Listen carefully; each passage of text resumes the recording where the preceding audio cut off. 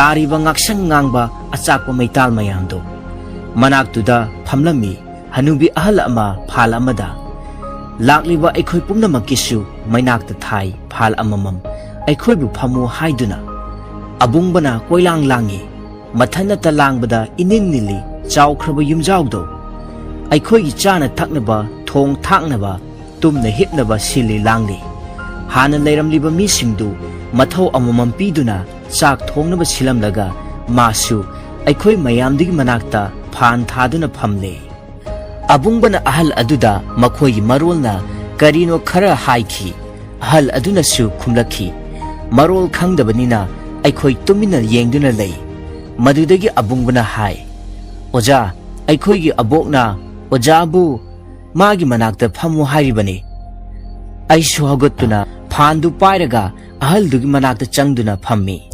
ahanduna machinda kari no khangdi murum soli aigi kokta su nanbi abungbana hairai oja abokna hairise abokna pokba machanupi aikhoigi ine sikhre kuire ine dugi masakka ojaga chap manai abokna ojabu ubada sikhraba aboki machanupi du halaklabani haina khale yamna nungsi insang hauna thongduna pijau hairibani abokna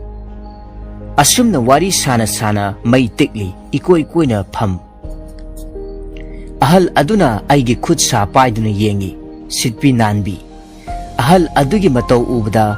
magi khuiraba maithongdu yenglaga aina numittuda ahal adudagi phangjakhibado ahanbadadi khanglamde imungdo khulakpagi imungni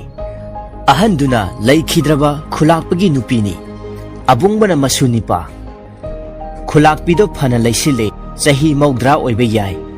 masunupanadi mabogi chahi tangdangba khangde chak thongba loire sile liphan ani ahum momda chak insang thele chak char si haiduna aikhoi phal amamam tharaga liphan manakta phamle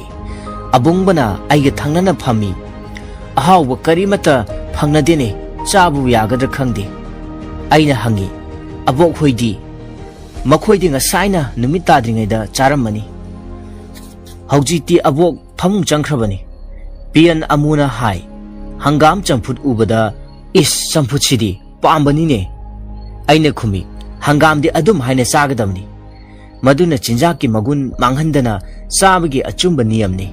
aikhoi tamgi mitei singna kupna soiduna kupna manduna chamthoklaga thong thaklibase mitau tambadagi soirabani lalabani vitamin loina manghan khaga cha